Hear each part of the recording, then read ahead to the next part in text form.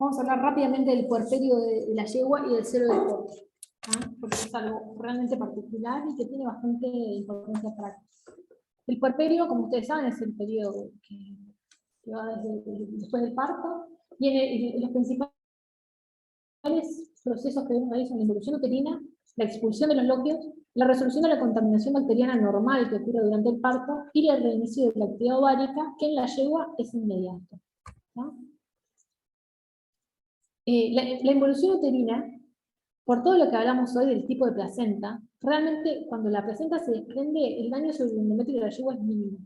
Entonces, en 15 días, si ustedes hacen una biopsia endometrial y comparan un útero que estuvo preñado con un útero que no estuvo preñado, prácticamente no se ven diferencias. Y eso realmente es muy, muy, muy rápido, ¿no? ¿Qué pasa cuando tenemos partos asistidos, distocias, membranas fetales retenidas y que se sacan? Obviamente esto no es así. Entonces, esto es para un parto normal. Los microcotiledones se dice como que colapsan hacia adentro, hacia su interior, estamos hablando de la parte endometrial, y los restos son fagocitados por polimorfos nucleares, y los hidrocitos, que estas son células que están directamente implicadas en la fagocitosis de los glóbulos rojos, ¿no? Y son eliminados con los lóqueos. Los lóqueos, perdón, al día 7 prácticamente ya los microcotiledones no se ven. Y las glándulas endometriales rápidamente revierten la dilatación que tenían y vuelven a su estado normal y aumentan la densidad, ¿no? La reducción del tamaño del útero es dramática, es muy rápida.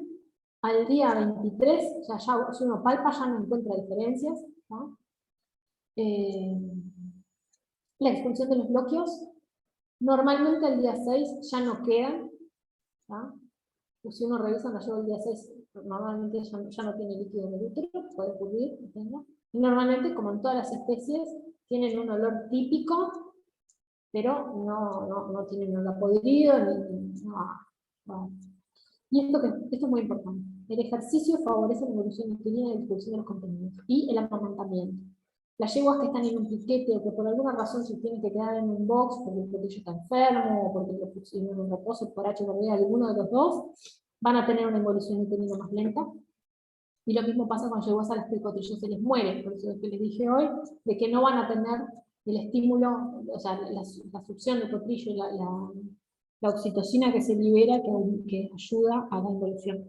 Entonces, ese tipo de yeguas, si ustedes tienen una yegua que se mueve el potrillo, no viene mal ayudarla un poco en la involución. Lo mejor también, o sea, realmente el ejercicio es muy importante.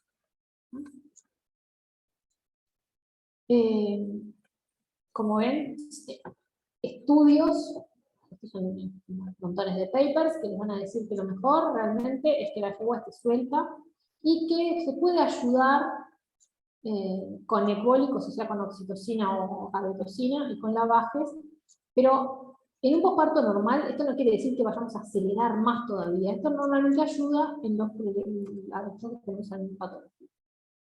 Bien, el celo del potro es el nombre común para denominar el primer esto que tiene la yegua posparto. Se llama el potro porque obviamente va a tener un potrillo en pie. Se puede dar, o sea, el celo empieza entre los 5 y 10 días, 12 días posparto, pero es bastante variable, y en promedio la primera ovulación ocurre el día 10. Cuanto más lejos del parto ocurra la primera ovulación, mejor fertilidad va a tener, y eso es, lógicamente, porque vamos a tener más días para la involución, sobre todo, como lo dije hoy, histológica del útero, ¿no? Hay una influencia de la estación, y acá les pongo la foto típica de la diarrea del celo del potro. Los potrillos, en esta etapa, suelen tener una diarrea cuya causa se desconoce, pero es la típica diarrea del celo del potro, verde, la materia fecal es de color verde, pastosa, sin olor. Cuando uno reconoce el olor de las diarreas infecciosas de los potrillos, no se olvida más, y esto no tiene olor. En general no necesita ningún tipo de tratamiento, salvo que ustedes vean que el potrillo está deshidratando o está teniendo sintomatología sistémica de que se haya complicado para alguna otra cosa. Lo único que a veces se puede hacer es, cuando los potrillos están muy sucios, muy pegoteados y tienen como toda esa forman realmente cáscaras y cuando se desprenden, a veces quedan como en carne viva, entonces no cuesta nada si uno está revisando las yeguas, darle una lavadita al potrillo, justamente para que no queden todos pelados. Tampoco es grave, realmente. ¿Por qué es tan comentado el celo del potro y tan controvertido? Porque, vamos a ver si esto avanza, lógicamente, como les decía, siempre acá estamos en una carrera por tener la yegua cuanto antes. Entonces, ustedes van a tener una presión siempre de los propietarios por utilizar el celo del potro, ¿tá?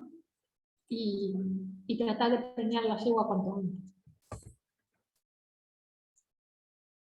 ¿Por qué sería útil utilizarlo? Porque algunas yeguas, muy puntuales, hacen el celo del potro y luego entran en la nesta. Esto puede pasar con yeguas de primera cría en general, ¿tá? Que hacen un estreno ocasional.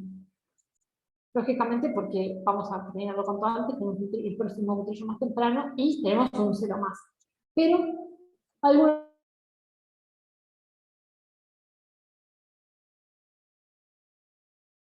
estudios dicen que hay un porcentaje y muchos estudios dicen que hay mayor pérdida científica. Y como les decía, la realidad es más presionados para utilizar este celo, que es perfectamente utilizable.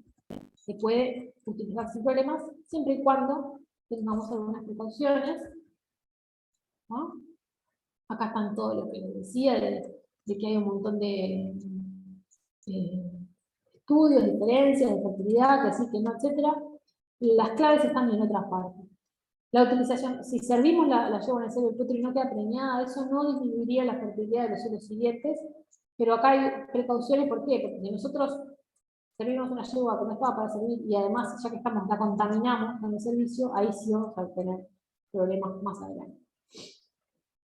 El método de inseminación podría tener efectos, se monta natural versus inseminación, simplemente porque en la inseminación artificial tomamos algunas precauciones más de higiene que no tomamos en la monta. ¿Ah? Entonces, estas yeguas van a estar más predispuestas a hacer una endometritis que esta. ¿Ah? Acá hay algunos números, pero no importa que se queden con los conceptos. Y lo que les decía, la precaución que tenemos que tener es seleccionar las yeguas.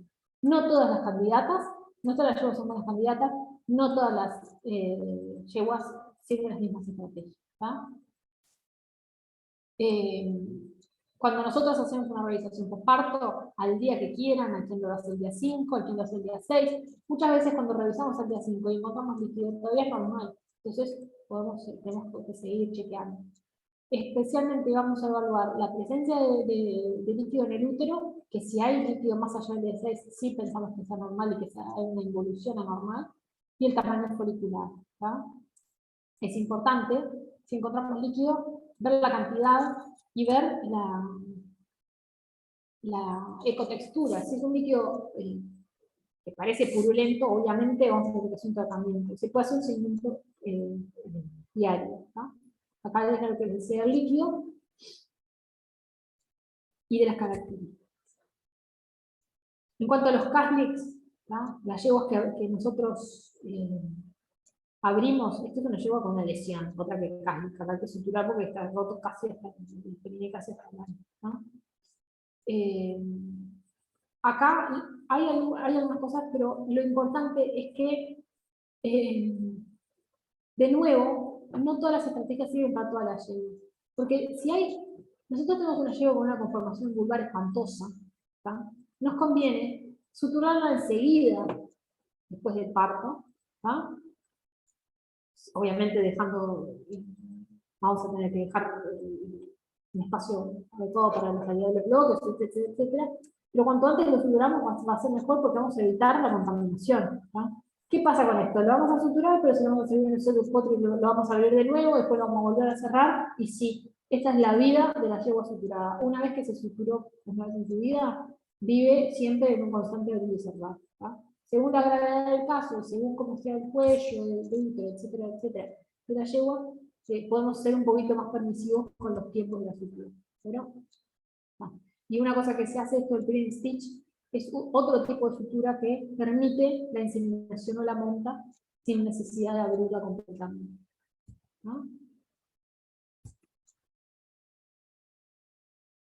En cuanto al fluido, ya hablamos.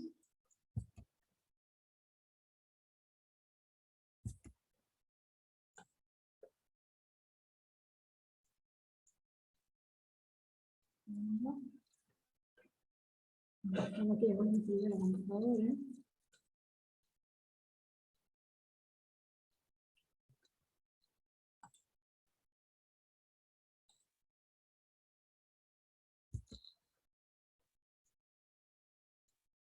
Si la yegua tiene líquido en el seno del potro, uno estima que en el momento de la ovulación, de acuerdo al tamaño folicular que encontremos, va a haber líquido.